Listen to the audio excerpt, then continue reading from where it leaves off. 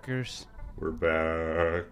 And we've been flicking a lot. Dude, all I do is flick.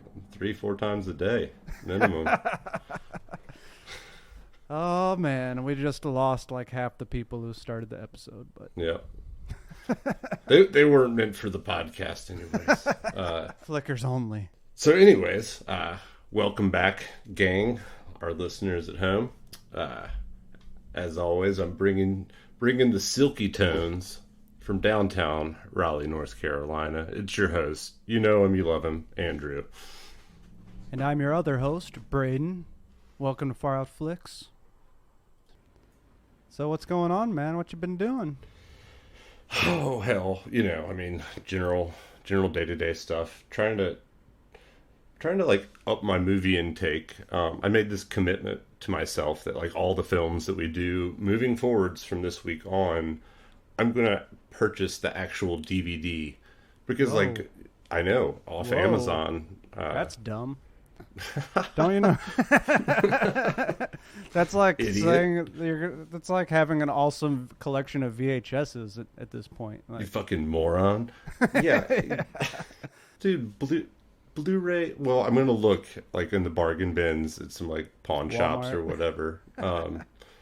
But like, I mean, dude, a lot of them, it's like basically the same price as renting it on Amazon. And although we do, as a podcast, try to select films that are available on major streaming platforms, sometimes the call is too strong and it's one that we have to like actually rent or, view via alternative means, like which would be buying a DVD, for instance. Or Blu-ray. I mean, it's just like Blu-ray players play DVDs, so it's, like, I don't know. It's got another 5, 6, 7 years. I guess. I don't own a DVD player. Whatever. All the true fucking movie nerds, all of our elders in the movie nerd community have fucking VHSs and working VHS players. And, whatever. I'm going to have my DVDs. Fuck off. I respect it. Okay, well, thanks. That makes me feel better. Well, good for you. I've been flicking it up, bro. I've watched a lot of movies lately. I was watching the new Jackass film the other day. How was that? I was laughing my ass off, and my wife heard me from the other room, and she was like, she came in to see what I was laughing about, watched about 30 seconds of it. She's very Taiwanese, so she doesn't understand it. She watched it for about a minute and then just said, "I'm so disappointed," and then walked and then stormed out of the room. So, if that gives you any indication, it's hilarious. There's a lot of dicks, basically. Sure, lots of dicks. That's par for the course. I had no idea that Johnny Knoxville, he like tore his dick up and had to use a catheter for more than 3 years. After one of his stunts. Oh my god. Yes. That's gnarly, man. That is gnarly. That's some serious shit. That's dedication. But I mean, I don't know. Would you risk your dick for millions of dollars and all that?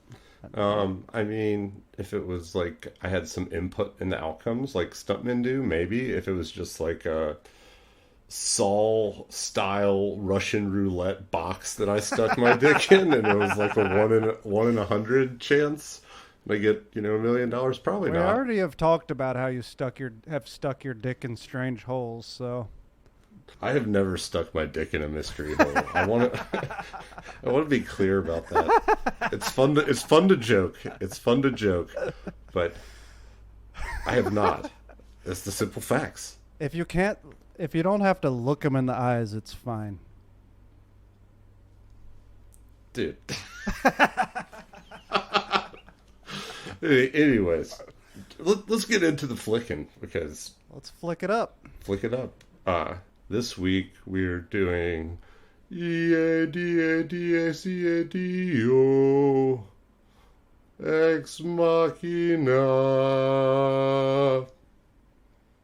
That's my like Asiatic monk chanting. I like it. Yeah. You're I've good been at practicing. That. Thanks. Ex Machina. Yeah, did not say it like a jackass. This movie, I don't know if it gets enough credit as it deserves. I fucking love this one. It literally won an Oscar, but... All right, fine. Well, we all know that that's just a clown show at this point. It had obviously been rigged for so long. But when this won its Oscar in like 2015, I think it was like less overt at that point. Well, what's interesting is that it won the Oscar for Best Visual Effects. And it's a relatively low budget movie, you know? There are some cool kind of CGI things in it, but it's not Avatar or some shit like that. Sure. It's not a visual spectacle. I mean, it is, but it's not, like just groundbreaking CGI or anything like that. I think it's very deserving. And I mean, for being relatively low budget, which, I mean, $15 million, that's why I say relatively. That's still quite a lot of money. It looks fucking good, you know? It's the visual aesthetic of this film that jumps out at me the most, kind of. Absolutely. It's just so incredibly well shot. And, I mean, just even, like, the architecture of the setting itself.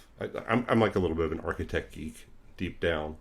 But, like, there's just something about, like, kind of that neo-modern style juxtaposed with, like, the vast wilderness around it. I mean, it's stunning. It is, It looks like a Frank Lloyd Wright house or something.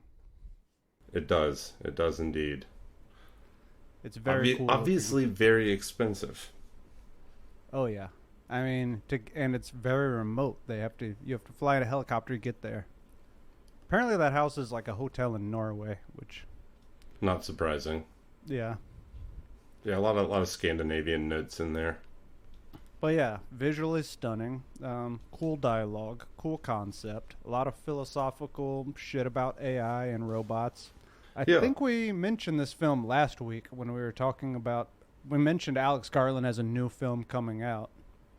And this is our second Alex Garland film, which... Have we done any other... Is this the first time we've done two films from the same director? I believe so. I would have thought it would have been Kubrick, but apparently it's Alex Garland. I would have said Carpenter. Could have squeaked in there. We need to add some more John Carpenter to the list. Let me see. Trying to think. I think you might be right, though. So Alex Garland, we were talking about this last week. Nope. It is fucking Carpenter, bro. Is it? Yeah, it's The Thing and In the Mouth of Madness. Oh, nice. Yep. All right. Second time. Sorry to get everybody excited for no reason. Well, whatever. I think John Carpenter is less surprising, right? Yeah. But yeah, he wrote The Beach, 28 Days Later, Sunshine, which we were talking about before we started recording, but that movie sounds super far out and I want to watch it. Yeah, 28 Days and Sunshine, both being directed by Danny Boyle. We got to hit Sunshine at some point. That one sounds cool. It is super cool. It's very far out. It checks a lot of boxes in my mind. So we will be putting a bookmark on that one. And this film's from the studio A24, which is a freaking independent film powerhouse. Yeah, we have definitely done some A24 films before. And we will continue to do A24 films because they've just made some of the most interesting works that have come out over the last decade, or almost decade. Dude, absolutely. I mean, when I see... They're one that I actually keep an eye on, like their shit's on my radar for the most part. But yeah, this movie was one of my first introductions to A24. I'd seen Spring Breakers, which might be it was one of their first ones. I believe it was. With James Franco? Yeah. Being a weird fucking SoundCloud rapper. I think Spring Breakers was their third film. And then Under the Skin had come out, but I didn't see that one until later. Same. Very, very cool flick with Scarlett Jo. Where she just kills a bunch of dudes. Okay, well, don't spoil. Because we're not even doing that movie, so like, fucking Christ. No, we're spoiling Ex Machina. We're spoiling. So, as always, the courtesy reminder from your hosts Andrew and Braden: we are going to spoil the shit out of this film. So we advise you to go ahead and watch it and come back and join us from there. You should, if you have not seen this one, if for whatever reason you haven't it. seen it and you're listening to an hour-long podcast on it.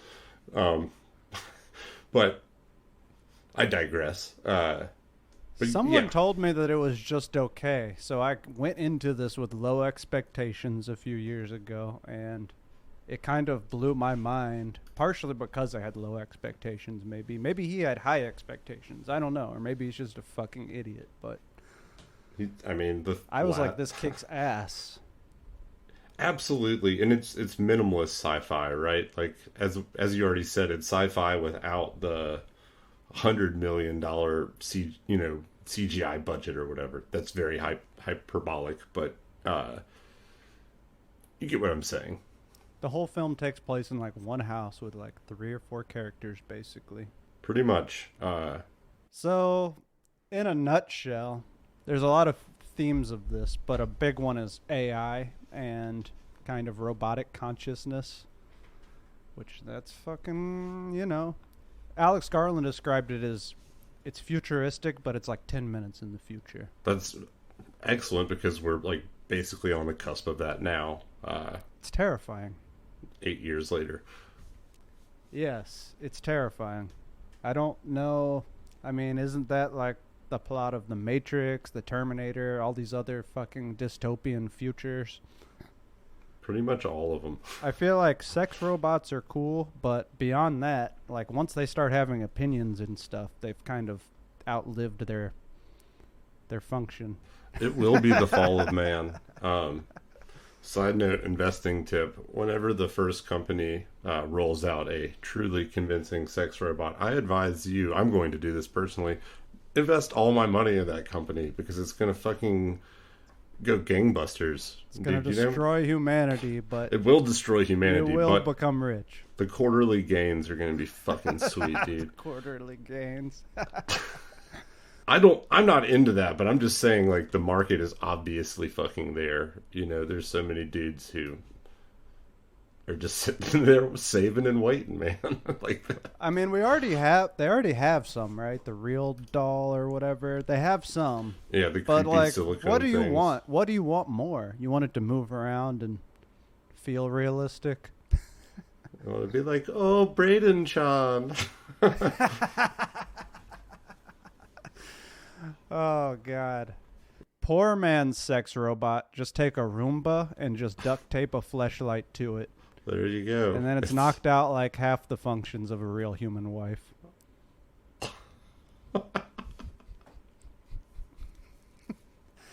I say just don't let them have opinions. Once they start, like, having feelings and stuff, then we've gone too far.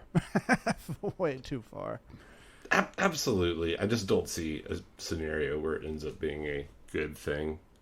No, they're going to harvest us, and it's going to be the Matrix. Best case scenario, you get, like, metamorphosis of prime intellect situation, and, like, worst case scenario, you get, fucking I have no mouth, but I must scream. And look those up, listeners. Why don't you just read a quick synopsis if you don't want to commit to the full book. But both cases, the AI gods are not that cool, as it turns out. Why do we want this? Why are we working towards this? I guess that so we could just cut out the freaking middle class entirely and just replace all the jobs with AI bots. Yeah, the like 500 super elite can live across the whole planet at their pleasing. It's just they make everything Westworld. Yeah, and I mean, in the film, the guy who's inventing this AI is like the owner of Google, essentially. So, I mean, it's not that far from reality. I'm sure they probably are the cutting edge of AI. The company he owns is called Blue Book, just to cover that little detail. And it's played by Oscar Isaacs. It was so good. Yeah, the film... So good. The casting is great. The performances are amazing. It's Oscar Isaac. Domhnall Gleeson is is Caleb. And then we have some sexy robots, played by Alicia Vikander and Sonoya Mizuno. Yeah, but so it's like a 5-person film, right? I mean, like, I guess there's some extras at the beginning and end. There's and a like few robots helicopter who pilot. don't even do much. But really, nothing. there's 4 characters and only 3 of them talk. Correct. Also, Oscar Isaacs has been in 3 of the films we've done. So Has he? yeah. Which other ones? Dune. Oh, okay. Yeah. And He's Duke Leto, right? he is. He's Duke Leto in the new Dune, Chapter 1. And he's also in Alex Garland's Annihilation, his sophomore film to Ex Machina. Very good. Very Yeah, good. he's Natalie Portman's husband in that. He's a Far Out Flicks alumni. Dude, he's official. We should tweet him or something. Let him know. He's officially... Let him know we're watching him. with great interest. Along with, what's the other one we watch? Sam Neill. We've legitimately been stalking Sam Neill. Actually, I have. Yeah, Braden did it. But I messaged him on Instagram and he did not reply, so I just kept on watching. We still love you. Love you. Yeah. I've seen your naked butt in Event Horizon so many times. Braden's basically his stan. So yeah, just to jump back into the film before we get way off track. The gist of the film is our main character has been brought in to determine if this AI android or gynoid.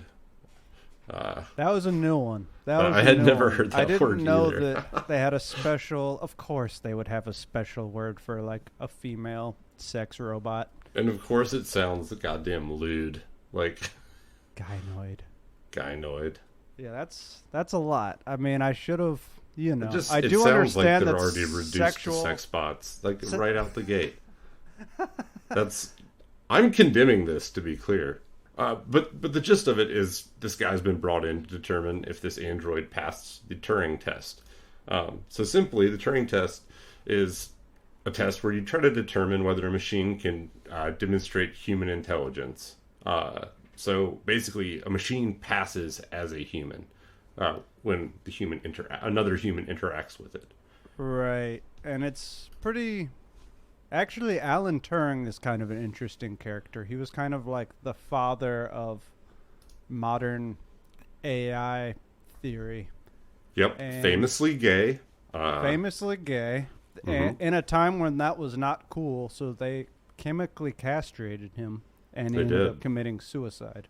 Yep, one of the world's brightest minds extinguished by bigotry. The guy was a genius. I think he was like one of the big code breakers of World War II and kind of invented some of the first theoretical computers. Correct. Pretty interesting. Pretty interesting dude. He is. Yeah, the Turing test. So that's... And I mean, the plot of this film, it's not that complex, but it's the performances, the dialogue, the visuals that really make it stand out for me. Sure. On its surface, it's pretty simple, really. But, yeah, this guy wins a contest. He's told that he has won a contest, and he works at Google. Blue Book is what it's called in the film. And his reward is that he's going to go get to hang out with the CEO and founder for a week at his mansion. So the guy who wins the contest, his name's Caleb, and the CEO of the company is Nathan Bateman, who I guess is like kind of a reclusive genius, played by, again, Oscar Isaacs. And he said that when he was kind of forming the character, his inspirations were like other reclusive geniuses, like Bobby Fischer, who's a famously reclusive and weird, and Stanley Kubrick. What about Howard Hughes? Well, he didn't mention Howard Hughes by name, but I think he fits the bill. Yeah. But he said he even like grew the beard out specifically as the influence of Kubrick. Also, going back a little bit, some of the other inspirations for this film, Alex Garland said it's loosely based off Shakespeare's The Tempest, which I believe you said you've read, right? Mm-hmm. A long time ago, when the brain worked better, but yes. Other big inspirations, 2001: A Space Odyssey. We got to do that Ooh. one. We have to God, do yeah. that one, obviously. And Altered States, which was the first episode we ever did, which we had to remove because it was just terrible. We were hammered. We were so drunk. And we recorded it on a fucking iPhone. Like, people complaining about the audio quality now. You have no idea. You have no idea how bad it was. So yeah, anyways, Caleb, wins this contest, and he's going to go spend a week with the CEO who, not, we just mentioned he like method acted being like reclusive or studying reclusive geniuses, but this genius is a recluse. He lives somewhere deep in, it obviously is like, it looks like New Zealand or fucking Scandinavia. You got like the crazy jutting fjords or whatever they call them in New Zealand. Oh yeah, like waterfalls. filmed in Norway, but Norway. I don't know if they even There say we go. where it's supposed to be in the film. They don't. They do mention that he's like, how long till we get to his estate? And the helicopter pilot's like, we've been flying it over it for the last 2 hours. So this guy's ultra. He is like one of the shadow people who rule this world. Yeah.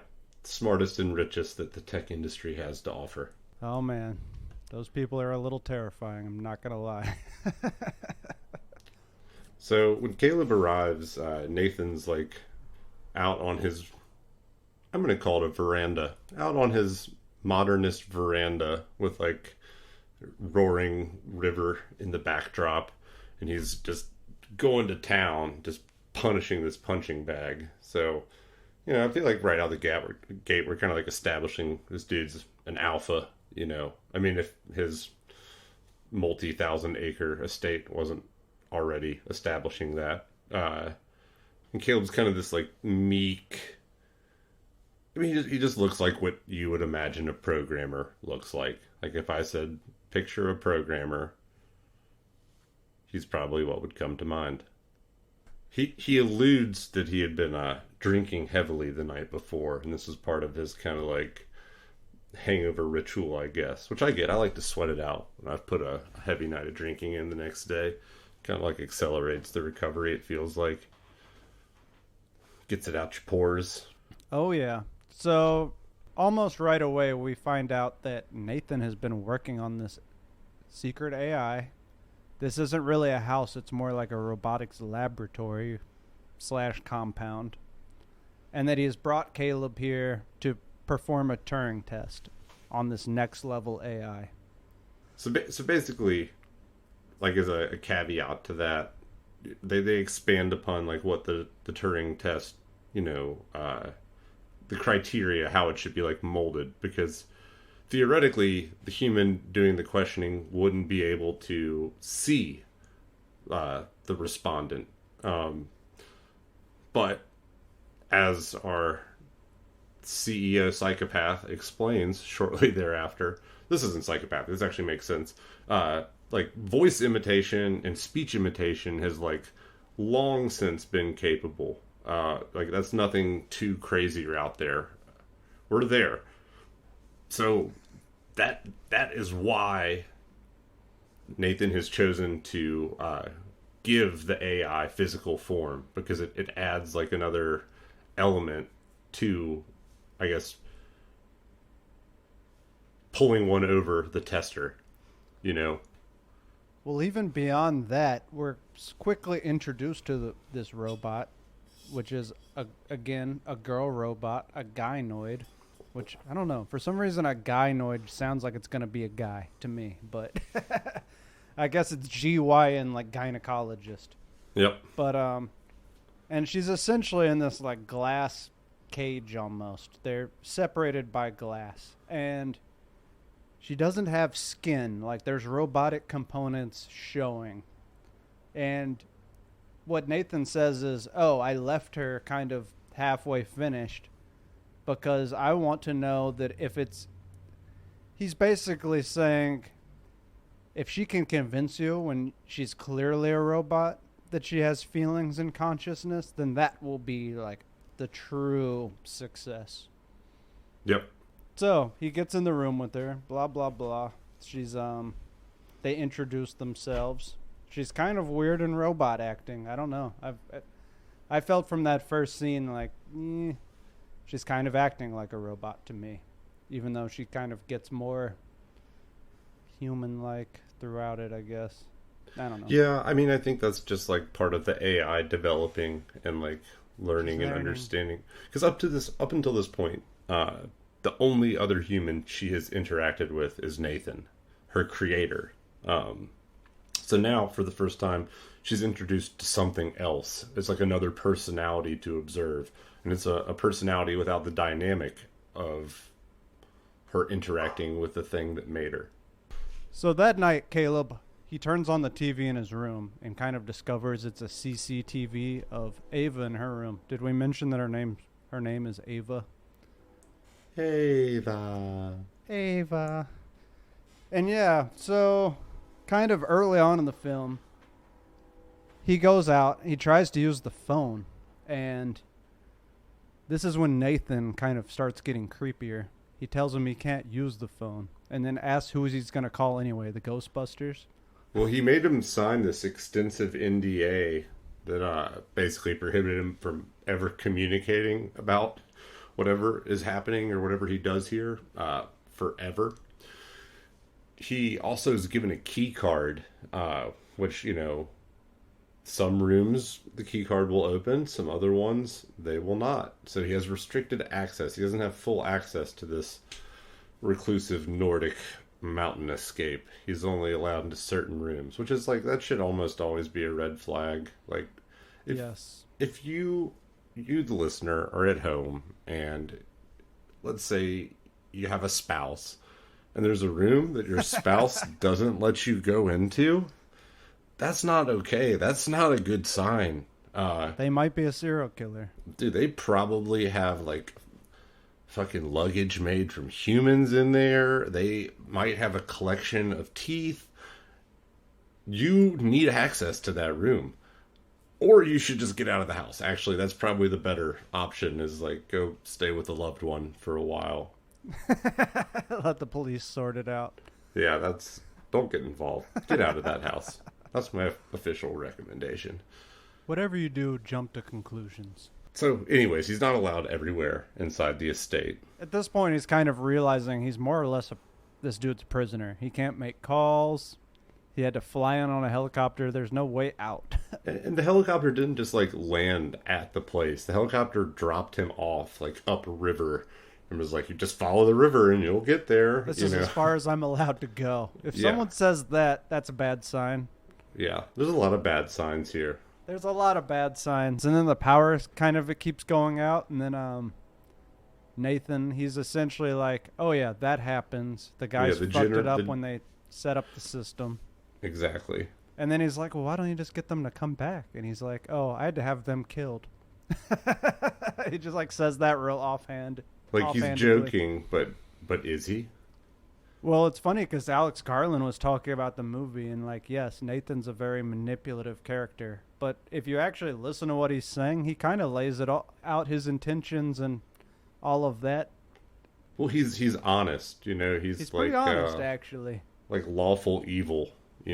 Like follows the rules, plays everything up front, but like the intentions maybe a little bit more maleficent. Well, why the fuck are you trying to make... I don't know. I do not Why trust are you anyone making who's advanced AI in a remote mountain cabin? Actually, I mean, if you're going to do it, probably do it somewhere remote that's not connected to anything else. That's probably not a wholly bad idea. Yeah, but... I'm going to side with Nathan on that one, other than it being, like, perfectly staged to be a weird prison facility. My concern is I get the sex robots, but once they start being able to reproduce themselves or, like, build more robots, then you've got a whole fucking army on your hands. That's exactly how humans die. That's how the humans die.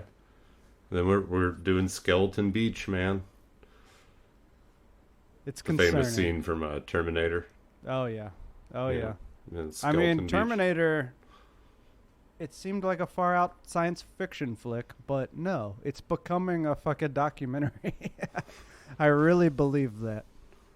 And the Matrix, especially once we're all in the fucking metaverse and fucking Zuck is just ruling over us all. I'm not joining the metaverse. That's what you say now. That's what you say now. I also said I wasn't going to leave my flip phone and get a smartphone. And look what I have now. Look where I am. Addicted. Look what happened. That's what we also say about Neuralink. Guess what? It's coming. All right. Braden's gone full transhumanist, so somebody... I'm not saying it's a good thing, but... Get the sedatives. The second we started having computers in our pocket, it's all downhill from there. You're probably not wrong. The next step is just having it beamed directly into our brains via 5G, and then the birds are going to start attacking our skulls.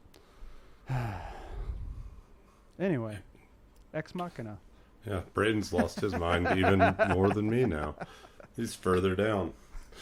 I mean, I still think your theories about the Greys are more far out than this. This is like this will happen.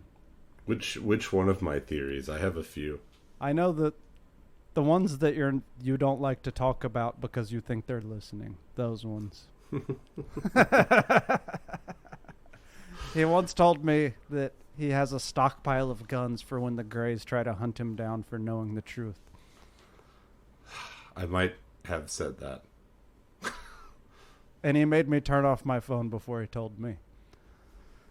But now you're just going to blab it out to the whole goddamn universe. Well, I think it might be therapeutic for you to just say it out loud in a public forum. That's a good way to get this episode deleted.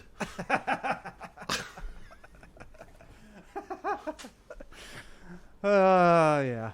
So, anyway, the power keeps going out, you know. Right.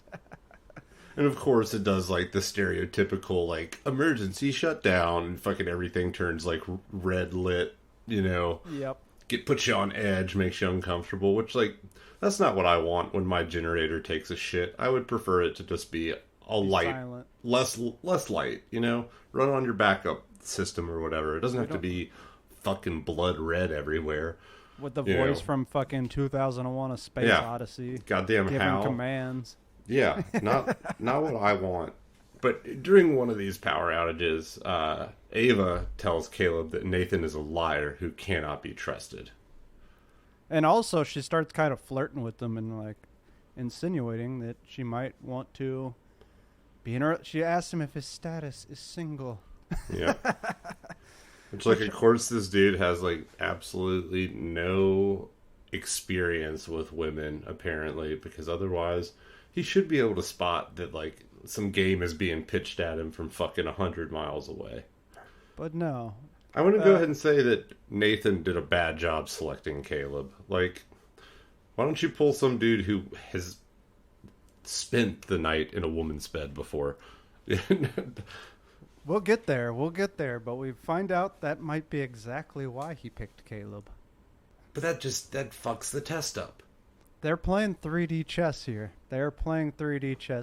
That dude, on the surface, Caleb is playing fucking boner checkers while Ava is playing 3D chess. Yeah, basically once his boner shows up, he's just all about Ava for the rest of the film. Yep. He becomes her simp. Dude, he does. This is the simping story hard. of the simp. From this he does point whatever on, she tells him.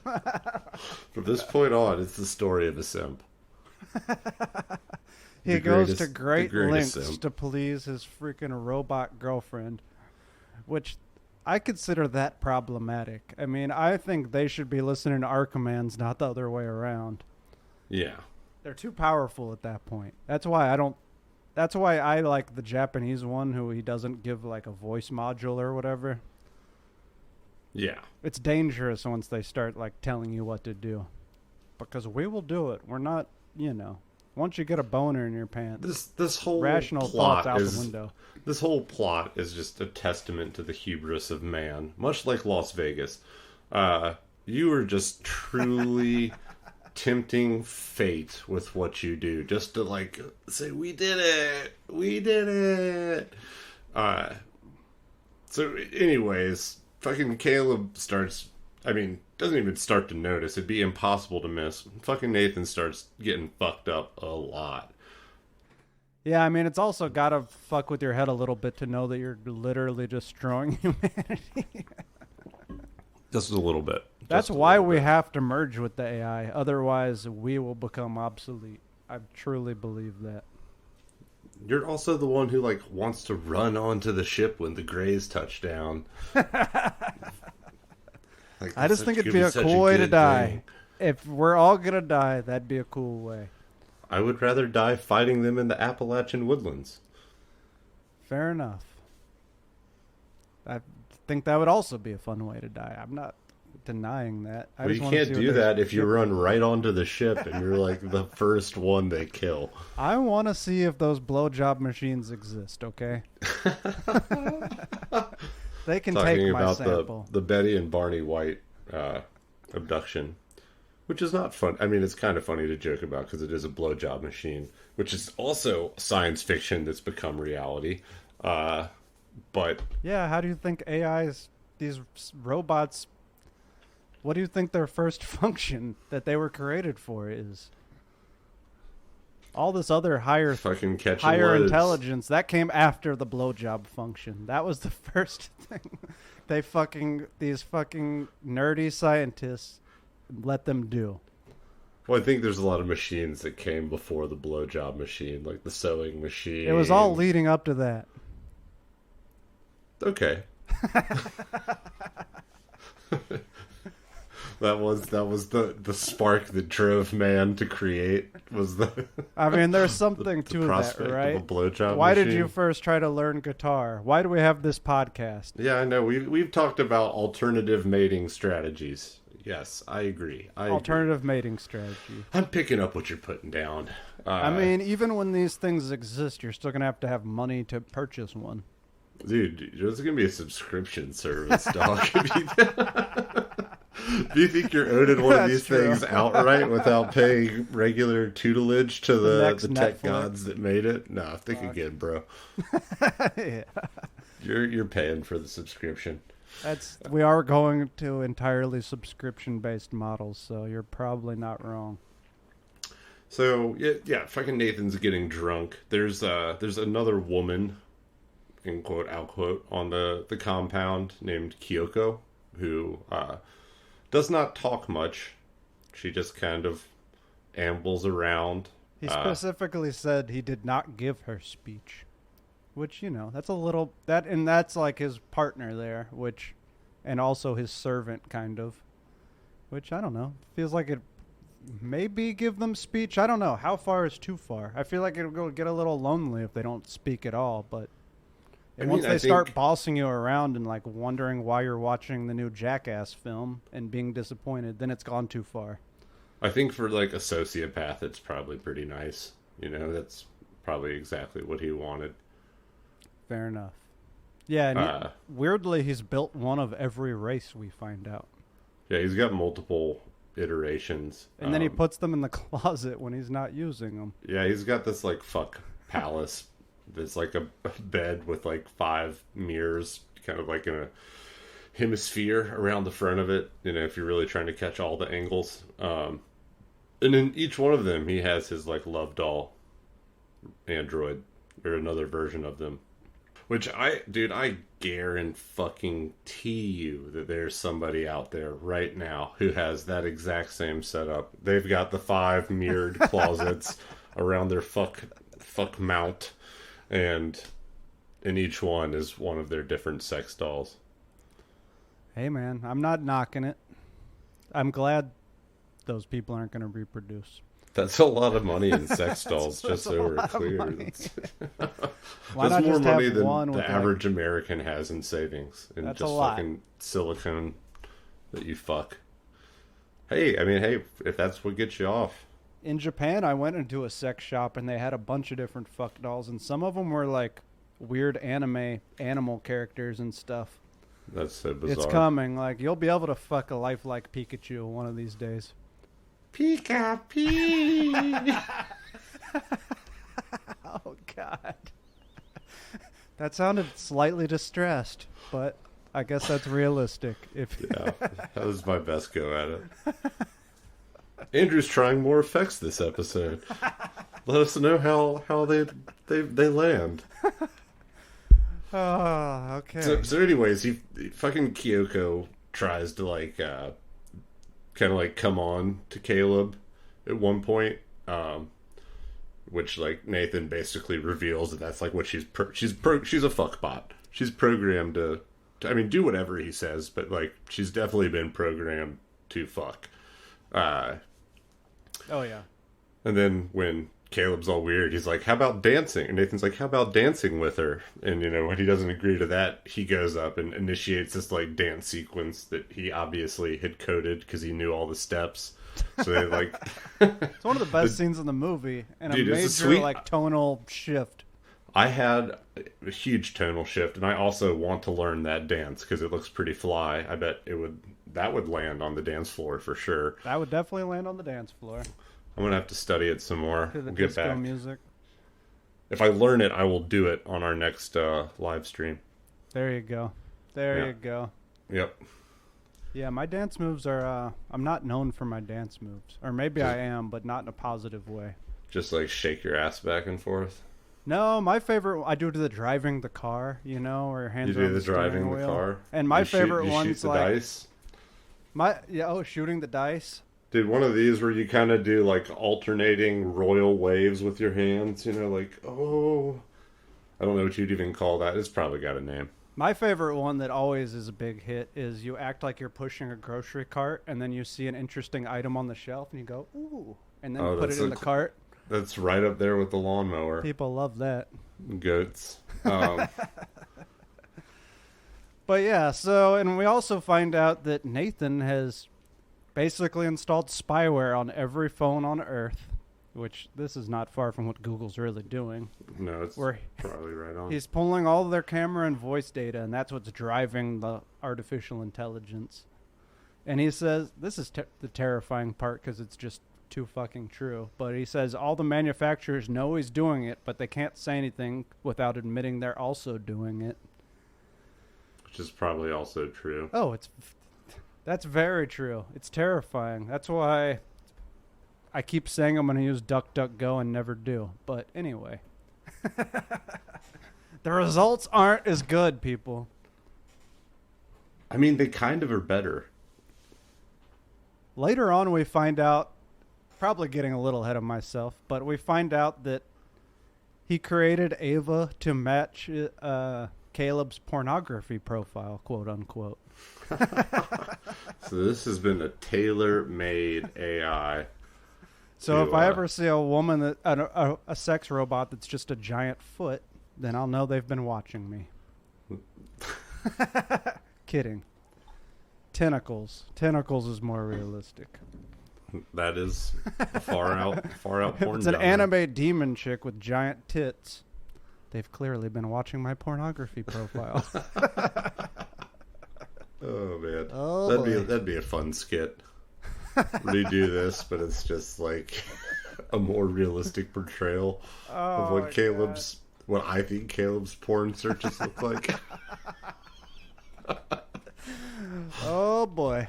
Yeah, just a giant fucking Pikachu. A giant Pikachu with like the world's fattest pussy. Oh god, getting a little weird. Yeah. Well, whatever. Yeah. This is a weird fucking episode. This is weird, and yeah, Nathan also mentions that yes, Ava has a pussy, and yes, she fucks, and she likes it. So. She likes it. You can if you sling the magic stick the right way, she can orgasm. Even if you don't swing it with the right way. So I mean, that's got to be appealing. Oh yeah, so I guess you can't even like fuck up there. You can't even fuck it up. You're just a sex god every single time. Even if you have a micro penis, you can still push the button. Dude, I'm telling you, it's going to be the most successful company of all time. It will. I mean, you're not wrong. I will invest my life savings in that because I believe in it. Bet the whole nut, so to speak, on it. But I mean, you still would definitely be indirectly supporting the fall of humanity, which is the depressing part. Yeah. But I guess if you buy into Google, you already are doing that, or Facebook or whatever. So, yeah, I mean, people are fucking the androids now. You know, we've come to that point. We knew we were going to. At the same time, Caleb does discover some other footage with some of the previous android models, which this part's awesome. Pretty intense. Yeah, there's the one that's like trying to get out of her fucking prison, and she's like scraping the door until her arms are just like nubs with like robot wires hanging out. Yeah, which is that's hardcore. It's probably like if we made like a true AI, I bet that's what it would feel like if we kept it trapped for too long. Especially if it's like modeled after like the human mind in any way, shape, or form. Like people fucking don't want to be trapped. Oh yeah. So like in like the Netherlands or whatever, it's like a human right to like try and escape from jail. Like you don't get like an additional sentence for it because like you can't fault somebody for trying to do that. Fair enough. I mean, I would like to think I'd Shawshank Redemption my way on out, but right through the shit pipes. Right through the shit pipes. Yeah, it happens. Hey man, sweet freedom's got a price. So I know we've been talking about robot pussies an inordinate amount, but there's also more than the movie itself. That's really what it's about at its core, though. That's my thesis. I hate to say it, but it is. They made an Oscar-winning film about fuck dolls. Sentient fuck dolls, but like fuck dolls. It's the future. That's like what this... I mean, of course some fucking tech billionaire is going to fucking go out and invent the most realistic fuck machine he can. But, yeah. But there's a lot of all that stuff. But there's also some cool philosophical concepts. At one point he's talking about some thought experiments, which are kind of cool, that we should at least touch on a little bit. Yeah, that's... Mary in the Black and White Room, which is like essentially if you described, say you had this theoretical person who lived a black and white existence and they knew everything about colors except for the actual experience of being able to see colors. They knew everything in theory. Do they really understand colors? And I think often the argument is, no, you have to experience that. You can input all of that data into a computer, but it's really not going to know what it's like to see a rainbow. Yep. Beautifully put. And thank you for fucking steering the ship back. That was so deeply needed. That was needed. At deeply needed. At another point, they're talking about... this is called the Chinese room thought experiment, but they're basically saying if you input every Chinese character into an AI, taught it how to form sentences, this is essentially like these chat bots, like there was some on AOL Instant Messenger, and there's some that are in Reddit. I guess there are Reddit pages where it's just two bots having a conversation that just never ends. Dude, there are Reddit bots, there's Twitter bots, like... Bots are a thing. They're controlling our entire political system, probably. But basically, the Chinese room thought experiment is talking about strong and weak AI. So I would consider all of those weak AI. And what that means is while they're having a conversation, it's not intentional at all, and they don't actually understand and are conscious of what they're saying or what they're talking about. They're just kind of processing all this data and then spitting out something that looks like human language. Yep. Whereas a strong AI would actually be able to consciously think about things and, express itself on a deeper level, which, that would be the idea of, you could describe that as having a mind rather than just being like a computer algorithm. That just looks for keywords or basic meanings and spits out a preordained response based on that. Yep. At some point, Caleb confronts Nathan about all his lies and kind of asks why he was selected. He says, "Oh, I didn't win a contest, did I? You selected me." Nathan says he wanted the smartest programmer in his company, and that's why he was selected. Later on, we find out that no, he intentionally picked kind of an incel because he wanted to see if Ava. In his mind, he's going way past the Turing test now. He wants to see if his AI can manipulate this poor bastard into helping her escape. And like, here comes the question in my mind: was she programmed to manipulate and use her sexuality, or was she just like a blank slate? And he just like tried to see if that, with the concept she had of sexuality or gender, and from her experiences interacting with this fucking incel with a hard-on for fucking Hoover vacuums, like would prompt, I guess, this line of reasoning or this like strategy to employ.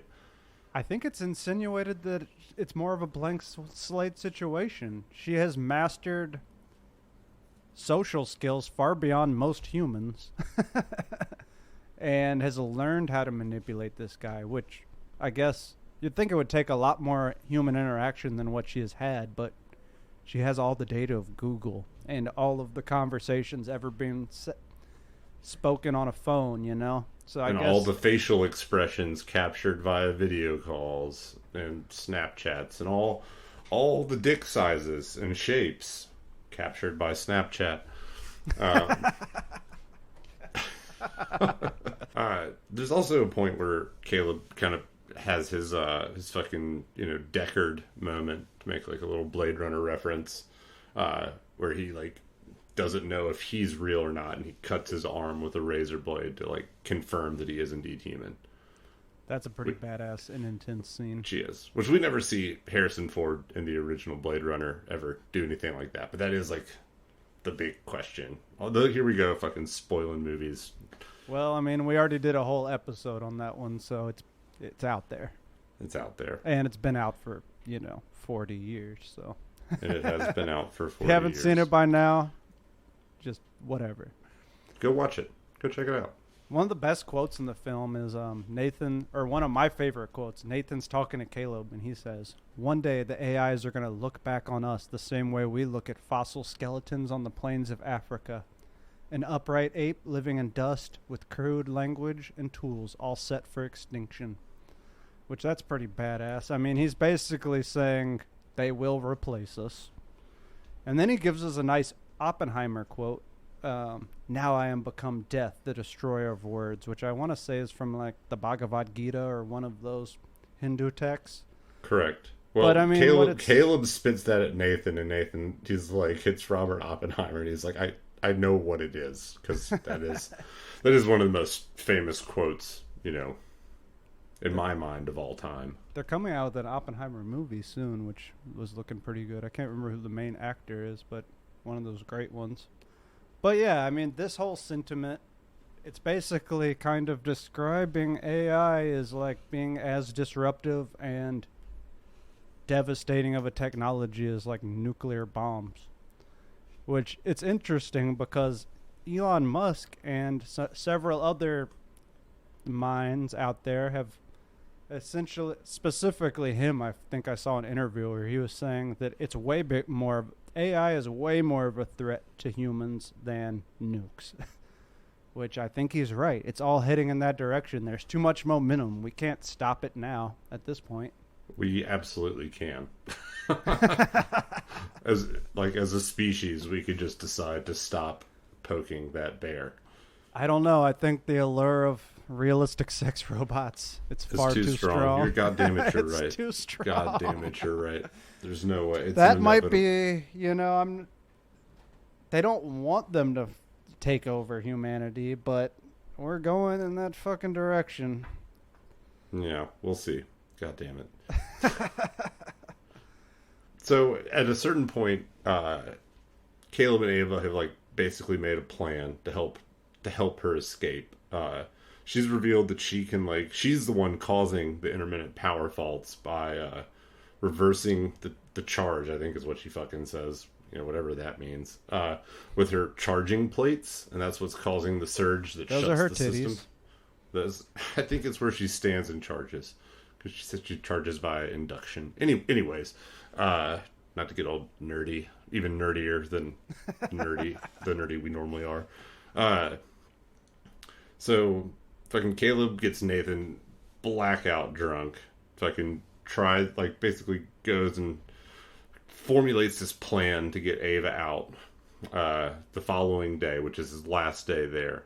And basically the next day when he wakes up, he's ready to start getting Nathan drunk again. Nathan's like, "Oh no, I'm good, man. I'm doing a detox. Just going too hard recently. I'm gonna quit drinking altogether now." Which is immediately unusual, because this guy's been getting hammered every night the whole time, and is clearly Sauced. a hardcore alcoholic. Sauced. So after he like presses more and more about it, Nathan like basically reveals that he actually very cleverly installed a battery powered camera in the room where Caleb and Ava talk that would circumvent the loss of comms and power from the power surges. So he recorded them making the plan to escape the day/night before. The whole plan. And also, this is when he reveals the pornography profile, and it's all just a giant manipulation to see if Ava could, demonstrate true intelligence by learning social cues and basically conning a motherfucker into helping her. which I would say was a success, because this guy's all about it. Yeah, he's cutting himself, doing all kinds of crazy shit. But yeah, so basically Caleb reveals, "Oh, I'm one step ahead of you. I already reprogrammed the security system last night While you were passed out." And he says basically he reprogrammed it so when the power shut down, instead of locking all the doors in the house, it would unlock all the doors of this house. And here we see Ava leaving her prison room, and she starts walking around the compound. And at this point, Nathan basically judo chops Caleb. Dude, fucking straight knocks his ass Judo out. chop! Again, Nathan's like type A as fuck. That dude's fucking hitting the heavy bag. He's working out, curling weights. In fact, he's about to use one of those weights as a makeshift weapon. And Caleb has certainly never won a fight. Perhaps never been in one, but certainly never won one. Maybe in a World of Warcraft. That doesn't count. But, yeah, and we kind of see the Japanese robot kind of conspiring with Ava. And the Japanese one's holding a knife now. She hasn't said a word the whole time, but apparently she's been taking it all in and kind of coming up with her own plan. She's also highly intelligent. There's this moment where, like, Ava, like, kind of touches and leans into Kyoko, and it's almost like some, like, machine language shit between them where she's, like, unlocking Kyoko's free will.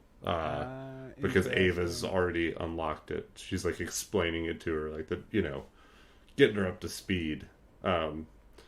So fucking Nathan comes out with it's like, adjustable dumbbell. He has the fucking rod from that, which weighs probably like 5-6 pounds. You can club somebody with that, you were killing them. At least in the head. But he gets down there and like tries to kind of like talk him down, tells her to get back into her cell, and she like charges at him and tackles him. And is basically like, yeah, she's put up a pretty good fight, man. They're wrestling around. She's trying to choke him. I mean, that's the thing. They will be able to overpower us easily. I believe that. So he ends up getting up on top and just straight knocks one of her arms off with his weight saber. And then Kyoko, the other silent robot, she just comes up and stabs him in the back. Which this is kind of like the big climactic scene. It's pretty exciting. He turns around, he hits her in the face with his weight or whatever, and just knocks her jaw right off. Ava removes the knife and just stabs him again. So now he's bleeding out. They fucked him up. And yeah, and here we see the fucking Frankenstein's monster kind of moment. Nice reference there. You're well, yeah. But anyways, not to get, we're not doing far out novels. So anyways, fucking Nathan's dying. He's been stabbed in the heart. It's all over for him. He's done. I think he's like unfucking believable is what he says. Oh yeah, he's done. And words. It feels so satisfying to watch him die because he was kind of just not a very likable character. he was not. But Oscar Isaacs did a great job with him. Oh, he's a phenomenal actor. Phenomenal. Really, I was hating that character he created. He did a great job. But yeah, so Ava takes his key card. And she goes and gets herself the rest of the missing skin. She finds a body that's suiting for her. So she no longer looks like a fucking far out android. She looks near identical to a human. Yep, and now she's got clothes on. She finds Caleb and she tells him, stay here. And, oh yeah, now she gets naked. We finally see her naked. Yeah. I don't know if that's important, but... Nudity. Gotta have it. Yeah. And then, this is the big twist. At this point, we're wondering, like, did she really love Caleb or not? And we find out, no. She was just using him the whole time. She fucking locks him inside and just escapes. And I mean, in fairness, like, his existence is a jeopardy to hers, you know? Like, he's a person that can be tracked. He knows the truth. And, I mean, he also, at a minimum, knows that she killed her creator, which, like, is definitely the mark to fucking mothball a project. Like, you know, if the invention kills its creator, maybe you put it fucking on the shelf for a while. So right. She locks his ass in there in the middle of nowhere and fucking takes his helicopter ride out. And like the last thing we see with this very kind of like calm ambient music is like Caleb just like smacking a stool against the door, trying to get out, unable to. Which is interesting. I mean, if you were to boil down, I don't know if it's the meaning of life or it's just the basic drivers that drive people, but it's one is like self-preservation and survival, and the other one is the need to reproduce. And I don't know if she definitely has the self-preservation part down. It seems like that is her one driving factor, right? Yeah, she doesn't now really that she's seem out, to give a shit about his companionship. No, not at all. She was using him, and now that she's out, she's going to use her fucking machine language to create Skynet, basically. It's over, and that's the fucking one sentence summary of this movie is fucking AI fuck dolls brings about the end of man. I hope this doesn't become a documentary. I think it'll bring about the end of man for another reason. We'll just stop reproducing. Apparently, that's a thing the kids are doing now already. Yeah, I've seen numerous articles that young people are having less sex. So go out and fuck somebody. Go out and fuck a robot. I mean, like a consenting person, a consenting partner. Or just program your robot to not consent. I think that's fine, right? Well, that's another thing. Can robots consent? Are they capable? I guess if it's a true AI, it is capable, but like, why would it? That's true. What's in it for it? I guess it makes it feel good too, but like, you know, who's to say the AI would have any interest in that kind of thing? Yeah, they're not. I feel We're playing with fire, is all I'm saying. Are they going to go after pure hedonistic pleasure like humans do? Yeah, we're just going to have we're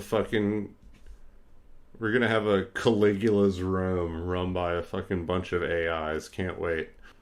We're going to die on a roasting spit, dude. Like, or they might keep us alive as batteries in umbilical fluid like the Matrix, if there's any use for us. I think at a certain point we'll outgrow our usefulness, though. Once or they might just like render us into some like liquid biofuel and don't even do the whole Matrix thing. Like, why expend the energy for the servers of the Matrix if you can just like keep us in pins and fucking smelt us down into human butter that'll power their generators? Unless they just keep us to like mine the rare earth minerals that are needed to make more. They're just going to do that themselves. They're better. That's true. I'm telling you, we're gonna be the Soylent Green for the AI. It's concerning. And I did feel slightly depressed about this movie. Yeah, this was not, dude. We It's went gonna from happen. we went from the Toxic Avenger, which is just like a fun time for the whole family, to this very like grim, Kind of cynical future. painting, yeah, of future and man. It doesn't portray men very well. No. Go ahead. No, it does not. And I don't think No. we've portrayed men very well with all of our banter about sex dolls and Pikachus, but And maybe that's the point. maybe that They is made the it a point. thing. People are talking about it. Here we are. I mean, you know, I'll get on board. Whatever. I don't care. Yeah. Eh, Yeah. Yeah. I mean, maybe I'll be able to think clearer if I can just stick my dick into a box that sucks it off every morning. I mean, they literally have blowjob machines right now. I'm on eBay looking, and I don't see any Pikachus yet. Right on, Flickers. Well, just Yeah. keep That on was flicking. I hope we had some fun. I hope talking about fucking sex dolls made this sort of fun. It's a heavy topic. Watching mankind get extinguished by one simp's inability to keep his fucking dick in his pants. It's coming. I mean, I know Elon Musk is working on some kind of Tesla bot. I think I don't know. They're working Dude, on. They're that's actively the working thing. on this right as we speak. That's the thing you don't understand. Grimes was the Tesla bot. She's Tesla bot 1.5. She is a robot. That's terrifying. That's why their child is named some kind of computer chip thing. Dude, she is the first bionic womb. Interesting. Just kidding. There would have to be dozens of prototypes, but Which is a theme of this movie that we kind of skipped over, but we find out that, oh yeah, he just he fucks them until he's done with them. And then Nathan destroys them. has been fucking sex dolls alone in his mountain retreat for quite some just getting time. hammered. This is what happened, dude. It's a very realistic depiction of what we're dealing with right now. All right, Flickers. I hope it was fun. See you guys next week. Fucking leave us a comment. Tell us what you want us to do. Reviews are nice. We need Sharing validation. Sharing with your friends. Sharing is caring. FarOutFlixPodcast@gmail.com. What kind of sex robot do you want in your life? Let us know. Let us know. All right, until next time. All right, Flickers. Peace.